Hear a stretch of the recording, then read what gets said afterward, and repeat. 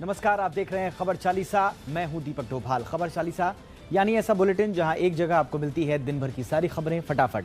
अगर दिन भर की भागदौड़ और कामकाज के चक्कर में छूट गई हैं आपसे अहम खबरें, तो कहीं नहीं जाइए, बस आ जाइए जी बिजनेस पर। यहां डिनर के साथ आपको मिलेंगी धुआंधार खबरें।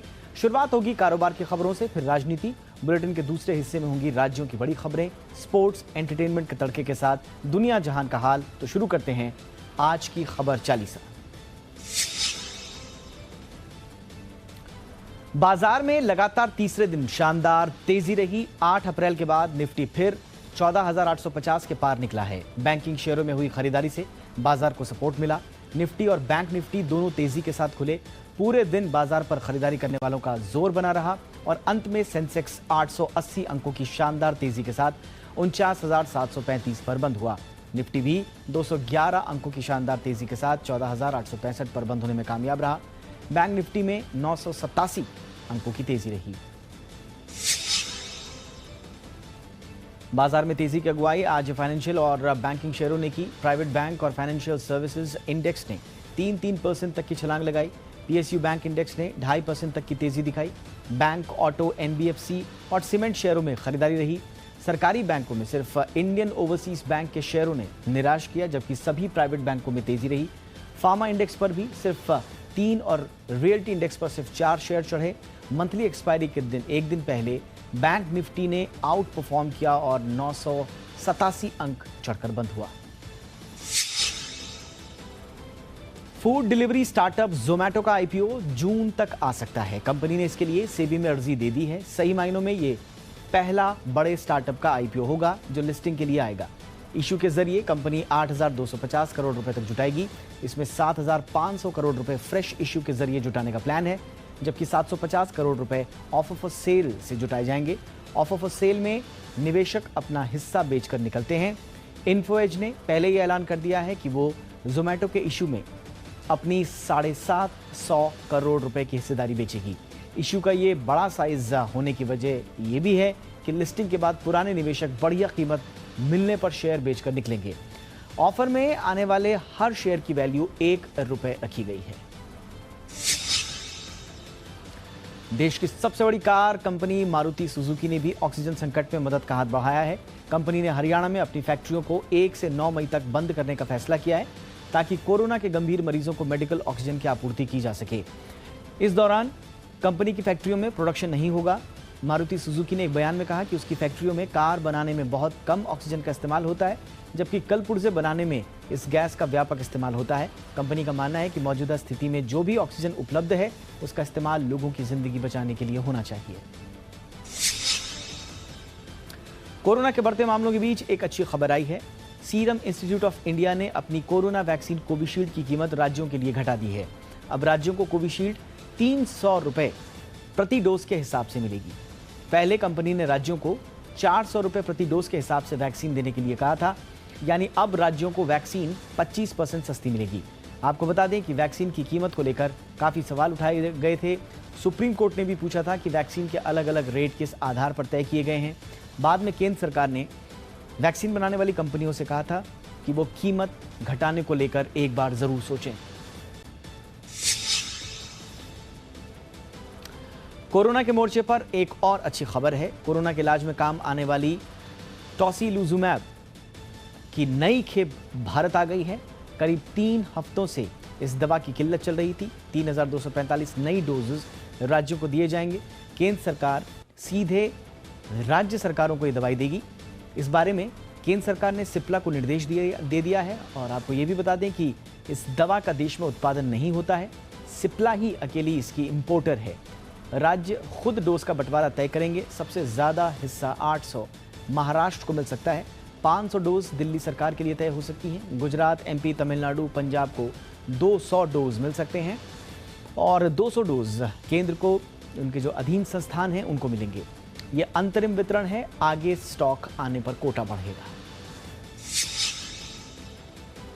Rating agency Standards and Poor's ने कहा है कि कोविड संक्रमण की दूसरी लहर से भारत की आर्थिक वृद्धि दर घटने का जोखिम पैदा हो गया है। एजेंसी ने कहा कि इससे कारोबारी गतिविधियां प्रभावित हो सकती हैं। एजेंसी ने यह भी कहा कि दूसरी लहर के चलते इकोनॉमी को लेकर अनिश्चितता का वातावरण है और कोविड का प्रकोप लंबा चला तो भारत की इकोनॉमिक रिकवरी को प्रभावित करेगा।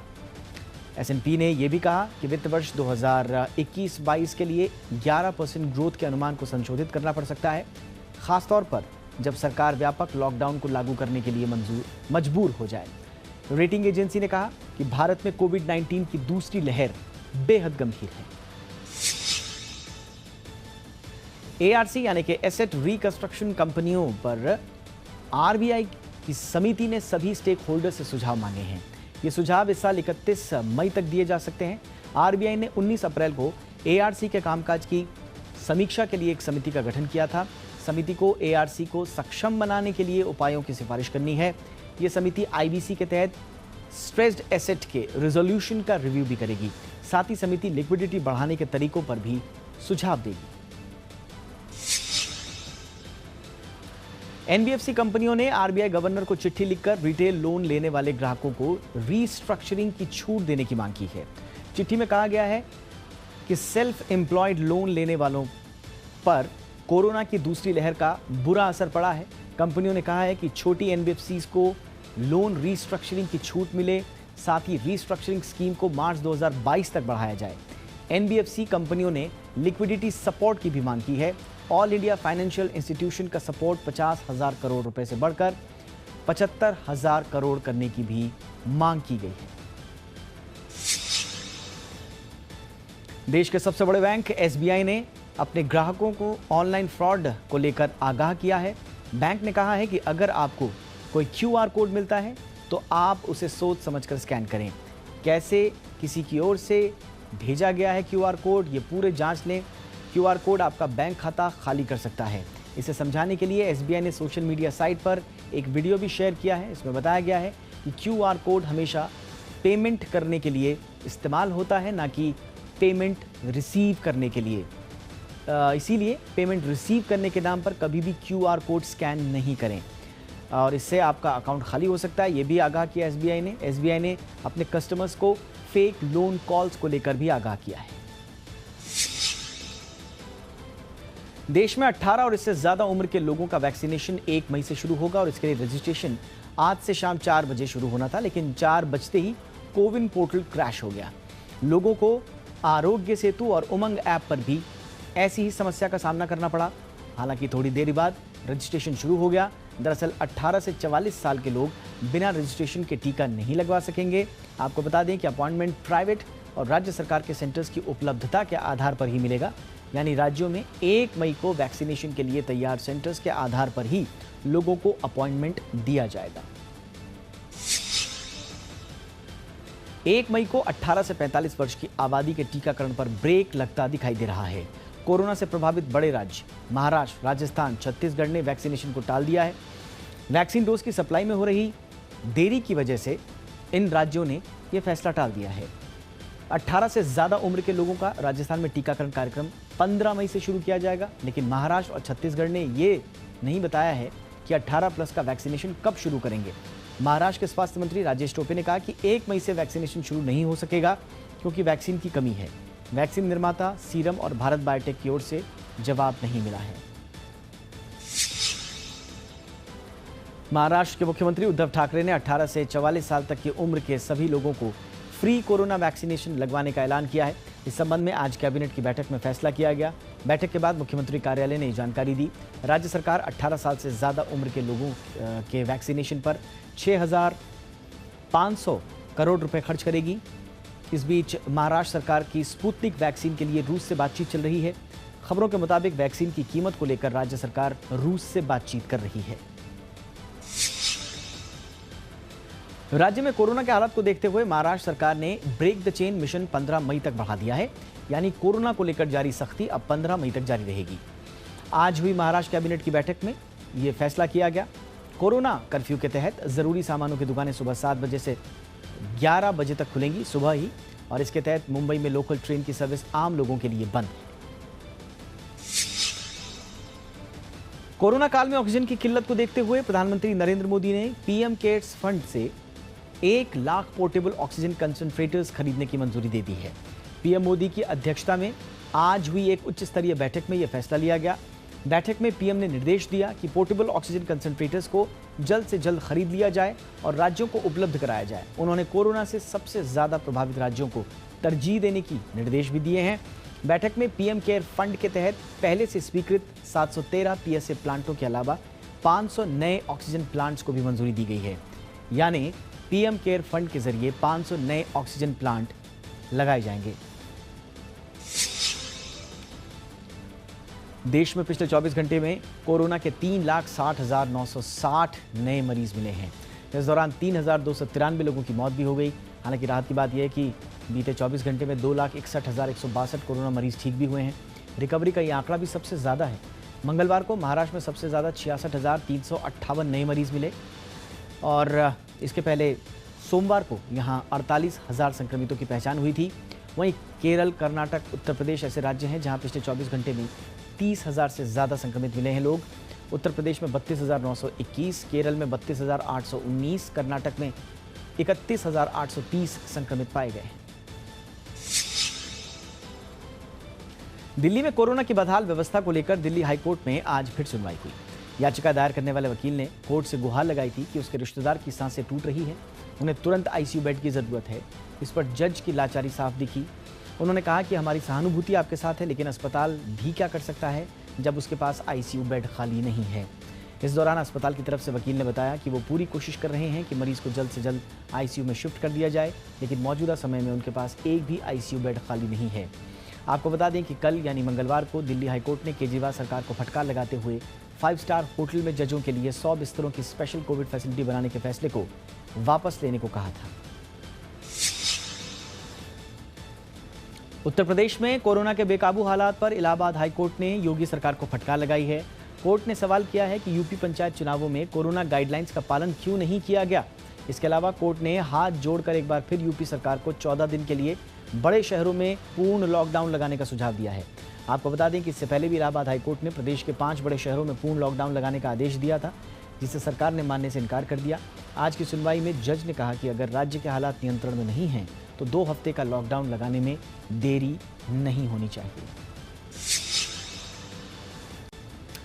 कोरोना के खतरनाक होने के बीच स्वदेशी वैक्सीन कोवैक्सीन को लेकर एक अच्छी खबर आई है। अमेरिका के चीफ मेडिकल एडवाइजर और महामारी के top expert doctor Anthony Fauci के मुताबिक कोरोना के 617 वेरिएंट्स को बेअसर करने में कोवैक्सीन कारगर है। फॉसी का कहना है कि भारत में कोवैक्सीन लगवाने वालों का जो डेटा है उससे वैक्सीन के असर के बारे में पता चला है। उन्होंने कहा कि भारत में मुश्किल हालात के बावजूद वैक्सीनेशन काफ़ी अहम साबित हो रहा है। इससे पहले आईसीएमआर ने 20 अप्रैल को कहा था कि Covaxin double mutant corona variant के खिलाफ भी प्रोटेक्शन दे रही है। आईसीएमआर ने कहा कि ब्राज़ील वेरिएंट, यूके वेरिएंट और दक्षिण अफ्रीकी वेरिएंट पर भी ये वैक्सीन असरदार है। कोरोना संकट के बीच 85 साल के एक बुजुर्ग जान जाने से पहले जिंदादिली और मदद की ऐसी मिसाल पेश कर गए जिससे हर कोई याद रखेगा। नागपुर के नारायण भावराव दाभाडकर अस्पताल में भर्ती थे। इस बीच वहां एक महिला 40 साल के अपने पति को लेकर अस्पताल पहुंची, लेकिन अस्पताल ने भर्ती करने से मना कर दिया क्योंकि बेड खाली नहीं था। महिला डॉक्टर्स के सामने गिड़गिड़ाने लगी। ये देखकर दाभाडकर ने अपना बेड उस महिला के पति को देने के लिए अस्पताल प्रशासन से गुजारिश कर दी। उन्होंने कहा कि मैंने अपनी ज़िंदगी जी ली है, मेरी उम्र अब 85 साल है, इस महिला का पति युवा है, उस पर परिवार की जिम्मेदारी है, इसलिए उसे मेरा बेड दे दिया जाए। जब वो घर लौटे तो 3 दिन बाद उनकी मृत्यु हो गई। खबर 40 के सफर को आगे बढ़ाते हैं। असम में आज सुबह 6.4 तीव्रता का भूकंप आया। नेशनल सेंटर फॉर सिस्मोलॉजी के मुताबिक ये भूकंप सुबह 7:51 पर आया। इसका केंद्र सोनितपुर जिले में था। इस भूकंप से उत्तर पूर्व के साथ ही उत्तर बंगाल के कई इलाकों में भी तेज झटके महसूस किए गए। गुवाहाटी समेत कई जगहों से दीवारें टूटने और बड़ी दरारें आने की तस्वीरें सामने आई हैं। रात की बात यह रही कि अभी तक किसी की जान जाने की खबर नहीं है। असम के मुख्यमंत्री सर्बानंद सोनोवाल ने लोगों से सतर्क रहने की अपील की है।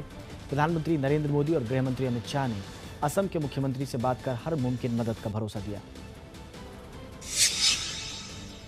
केंद्र सरकार ने राष्ट्रीय राजधानी राज्य क्षेत्र शासन कानून 2021 यानी GNCTD एक्ट की अधिसूचना जारी कर दी है। अब दिल्ली के प्रशासक उपराज्यपाल ही होंगे। पिछले दिनों ही केंद्र ने संसद में GNCTD एक्ट को पास किया था। गृह मंत्रालय की ओर से जारी अधिसूचना के मुताबिक अब दिल्ली में उपराज्यपाल की मंजूरी के बिना कोई भी कार्यकारी कदम नहीं उठाया जा सकेगा। एक्ट के मुताबिक अब सरकार को उपराज्यपाल के पास विधायी प्रस्ताव कम से कम 15 दिन पहले और प्रशासनिक प्रस्ताव कम से कम 7 दिन पहले भेजने होंगे। सरकार को किसी भी कार्यकारी कदम उठाने से पहले उपराज्यपाल की सलाह लेनी पड़ेगी। संसद में एक्ट पास होने के बाद दिल्ली के मुख्यमंत्री अरविंद केजरीवाल ने कहा था कि यह दिल्ली की जनता का अपमान है। पंजाब के मुख्यमंत्री कैप्टन अमरिंदर सिंह ने पूर्व मंत्री नवजोत सिंह सिद्धू को पटियाला से उनके खिलाफ चुनाव लड़ने की चुनौती दे दी है। उन्होंने बयान जारी कर कहा कि पार्टी में अनुशासनहीनता किसी भी कीमत पर बर्दाश्त नहीं होगी। पंजाब में अगले साल विधानसभा चुनाव होने हैं। अमरिंदर ने कहा कि अगर नवजोत सिंह सिद्धू उनके खिलाफ चुनाव लड़ना चाहते हैं तो वो ऐसा करने के लिए आज़ाद हैं। उनका नसीब भी जनरल जे सिंह की तरह हो जाएगा। जनरल सिंह पिछले चुनाव में शिरोमणि अकाली दल की टिकट पर अमरिंदर के खिलाफ चुनाव लड़े थे, लेकिन उनकी जमानत जब्त हो गई। अमरिंदर सिंह ने कहा कि सिद्धू साफ करें कि वो कांग्रेस के सदस्य हैं या नहीं हैं। अगर हैं तो सरकार के खिलाफ उनकी बयानबाजी अनुशासनहीनता मानी जाएगी। कोरोना संकट के बीच देश के बड़े शहरों में प्रवासी मजदूरों और कामगारों का पलायन जारी है। ऐसे माहौल में रेलवे लगातार स्पेशल ट्रेन की संख्या और गाड़ियों के फेरे बढ़ा रही है। रेलवे ने ट्वीट कर बताया कि मुंबई और पुणे से 2 ट्रेन का परिचालन शुरू किया गया है। पुणे से भागलपुर गुरुवार यानी 29 अप्रैल को जाएगी, वहीं मुंबई से शुक्रवार यानी 30 अप्रैल को स्पेशल ट्रेन भागलपुर जाएगी। इसके अलावा आज रात 11:05 पर भी मुंबई से भागलपुर के लिए स्पेशल ट्रेन चलेगी। दिल्ली से दरभंगा, सीतामढ़ी और कटिहार के लिए भी 3 ट्रेनें चलाई गई हैं। व्हाट्सएप ने अपनी नई प्राइवेसी पॉलिसी को स्वीकार करने के लिए यूजर्स को फिर से नोटिफिकेशन भेजना शुरू कर दिया है। नया इन ऐप अलर्ट उन लोगों को सेंड किया जा रहा है जिन्होंने पहली बार में इस पॉलिसी को एक्सेप्ट नहीं किया था। इसका मतलब ये हुआ कि अगर आपने नई प्राइवेसी पॉलिसी को फरवरी में एक्सेप्ट कर लिया है तो आपको उसे फिर से एक्सेप्ट करने की ज़रूरत नहीं है। व्हाट्सएप की ओर से 15 मई से पहले प्राइवेसी पॉलिसी एक्सेप्ट करने को कहा जा रहा है। व्हाट्सएप को लगातार यूज़ करते रहने के लिए नई पॉलिसी को 15 मई से पहले एक्सेप्ट करना ज़रूरी होगा। इससे पहले भी व्हाट्सएप ने यूज़र्स को ऐप के जरिए नोटिफिकेशन दिया था। विवाद बढ़ने पर डेडलाइन को फरवरी से बढ़ाकर 15 मई कर दिया गया था। मौजूदा महामारी के दौर को देखते हुए अजय देवगन एक बार फिर से मदद के लिए आगे आए हैं। महाराष्ट्र में संक्रमण के बढ़ते ग्राफ और कम पड़ते संसाधनों के बीच अजय ने मुंबई के शिवाजी पार्क में अपनी ओर से 20 बेड के आईसीयू की व्यवस्था की है ताकि कोरोना मरीजों का इलाज हो सके। अजय ने बीएमसी को करीब 1 करोड़ की राशि डोनेट की है ताकि वो 20 बेड की इमरजेंसी हॉस्पिटल तैयार कर सकें। अक्षय के अलावा भूमि पेडनेकर, प्रियंका चोपड़ा, कटरीना कैफ, विकी कौशल, आलिया भट्ट भी कोरोना वॉरियर्स को मदद के लिए आगे अपना हाथ बढ़ा चुके हैं। कोरोना के खिलाफ लड़ाई में अक्षय कुमार और उनकी पत्नी ट्विंकल खन्ना आगे आए हैं। उन्होंने 100 ऑक्सीजन कंसंट्रेटर्स दान करने का फैसला किया है। इस बात की घोषणा खुद ट्विंकल खन्ना ने सोशल मीडिया पर एक पोस्ट शेयर करके की है। ट्विंकल खन्ना ने पोस्ट शेयर करके लिखा कि एक बहुत अच्छी खबर है कि लंदन एलीट हेल्थ की डॉक्टर दृष्णिका पटेल और डॉक्टर गोविंद बंकानी देव की फाउंडेशन के माध्यम से 120 ऑक्सीजन कंसंट्रेटर्स दान कर रहे हैं। वहीं अक्षय कुमार और मैंने 100 ऑक्सीजन कंसंट्रेटर्स की व्यवस्था की है। अब हमारे पास टोटल 220 ऑक्सीजन कंसंट्रेटर्स हो गए हैं। देश में कोरोना के मामलों में भयंकर तेजी को देखने को मिल रही है और इसी बीच फिल्म इंडस्ट्री के सेलेब्स भी लगातार इस वायरस की चपेट में आ रहे हैं। अब हाल ही में साउथ फिल्म इंडस्ट्री के सुपरस्टार अल्लू अर्जुन कोरोना से संक्रमित हो गए हैं। इस बात की जानकारी उन्होंने खुद सोशल मीडिया पर एक पोस्ट शेयर करके दी है। कोविड पॉजिटिव पाए जाने के बाद अल्लू अर्जुन ने खुद को घर पर ही क्वारंटाइन कर लिया है। साथ ही उन्होंने पिछले कुछ दिनों से उनके टच में आए लोगों से अपना कोविड टेस्ट करवाने की अपील भी की है। सलमान खान भी वेब शोज की दुनिया में कूद पड़े हैं, लेकिन फिलहाल सिर्फ प्रोड्यूसर बनकर। सलमान खान फिल्म के जरिए वो 92 डेज नाम की एक वेब सीरीज प्रोड्यूस कर रहे हैं। इस वेब सीरीज में मेन लीड में उनकी बहन अर्पिता के पति आयुष शर्मा हैं। इसे 3 डायरेक्टर्स मिलकर बनाने वाले हैं। 92 डेज सलमान का पहला इन हाउस प्रोजेक्ट होगा जो अमेजॉन प्राइम के लिए बनाया जाएगा। Actor Jimmy Shergill corona protocol तोड़ने पर पकड़े गए हैं। घटना पंजाब के लुधियाना की है। पुलिस ने जिमी समेत 4 लोगों को गिरफ्तार किया है। एक दिन पहले ही उनका प्रोटोकॉल तोड़ने पर चालान काटा गया था। इसके बावजूद वो फिर से नाइट कर्फ्यू में निकले थे। पिछले 3 दिनों से जिमी शेरगिल की टीम स्कूल में एक पंजाबी फिल्म की शूटिंग कर रही थी और इसके चलते स्कूल की इमारत को सेशन कोर्ट के सेट में तब्दील किया हुआ था। कोरोना महामारी से जूझ रहे भारतीयों की मदद के लिए एक बार फिर से लोग मदद के लिए सामने आ रहे हैं और इस बार एक और ऑस्ट्रेलियाई क्रिकेटर सामने आया है। पूर्व तेज गेंदबाज ब्रेट ली ने भारत के अस्पतालों में ऑक्सीजन की सप्लाई के लिए 1 बिटकॉइन यानी करीब 41 लाख रुपए डोनेट किए हैं। इससे पहले मौजूदा ऑस्ट्रेलियाई तेज गेंदबाज पैट कमिंस ने $50,000 यानी करीब 37 लाख रुपए डोनेट किए थे। ली ने अपने डोनेशन संदेश में लिखा है कि भारत हमेशा से मेरे लिए दूसरे घर जैसा ही है, जिसका दुख देखा नहीं जाता। दिल्ली में आईपीएल के मैचों की आज से शुरुआत हो गई है। Arun Jaitley international cricket stadium में आईपीएल के लीग मुकाबले खेले जाएंगे। आज से अगले 10 दिन तक यहां कुल 8 मैच खेले जाने हैं। पहला मैच चेन्नई सुपर किंग्स और सनराइजर्स हैदराबाद के बीच है। इसके अलावा मुंबई इंडियंस और राजस्थान रॉयल्स की टीम भी यहां मैच खेलेगी। इसमें चारों टीमों के करीब 100 खिलाड़ी शिरकत करेंगे। इंडियन प्रीमियर लीग में आज चेन्नई सुपर किंग्स और सनराइजर्स हैदराबाद आमने सामने हैं। धोनी की टीम जीती तो वो एक बार फिर से पॉइंट टेबल में नंबर 1 हो जाएगी। वहीं आखिरी स्थान पर मौजूद डेविड वार्नर की टीम जीत हासिल करने पर चौथे या 5वें स्थान पर आ सकती है।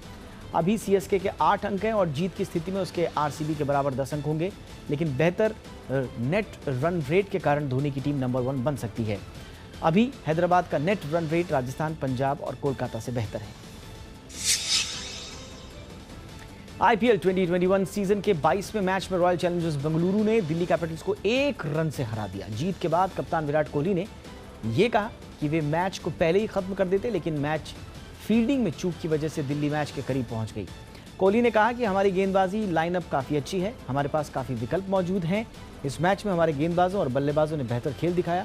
हालांकि अंतिम ओवर में हेटमायर ने हमारे गेंदबाजों पर अच्छे शॉट खेलकर रन बनाए और दिल्ली को जीत के बेहद करीब ले गए। ऑस्ट्रेलिया के एडम जंपा और केन रिचर्डसन ऑस्ट्रेलिया की ओर से लगे ट्रैवल बैन की वजह से मुंबई में फंस गए हैं। इन दोनों ने 2 दिन पहले ही निजी कारणों से आईपीएल को बीच में छोड़ने और अपने देश वापस लौटने का फैसला किया था। भारत में कोरोना के बिगड़ते हालातों के बाद ऑस्ट्रेलिया ने भारत से आने वाली सभी फ्लाइट्स पर 15 मई तक रोक लगा दी है। जंपा और रिचर्डसन फिलहाल आरसीबी के बायो बबल को छोड़ चुके हैं और एक होटल में रुके हुए हैं।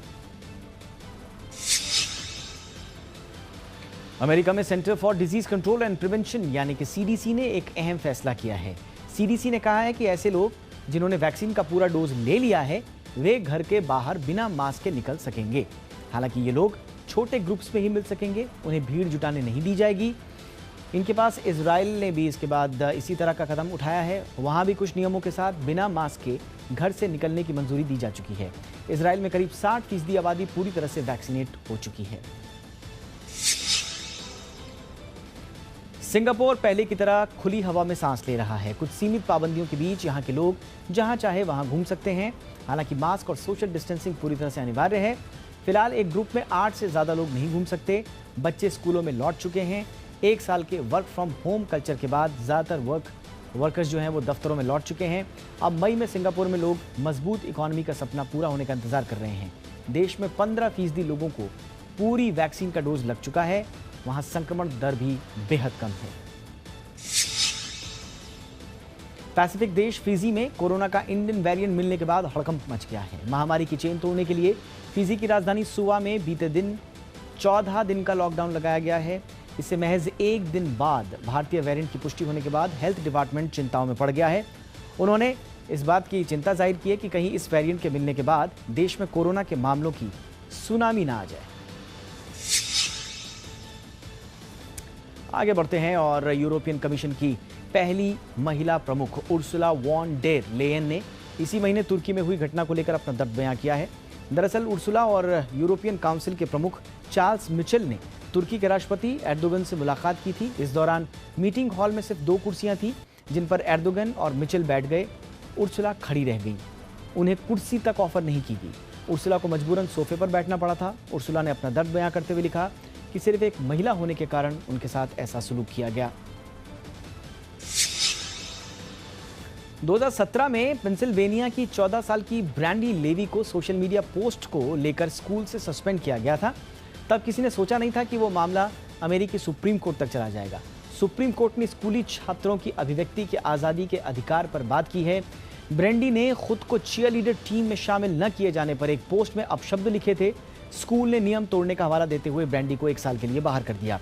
इस मामले में जज ने ब्रैंडी को बहाल करने का फैसला दिया। जज ने टिप्पणी में कहा कि छात्रा ने ऐसा कोई काम नहीं किया था कि उससे इतनी बड़ी सजा दी जाए। ये थी आज की खबर चालीसा। इजाजत दें, देखते रहें जी बिजनेस। नमस्कार।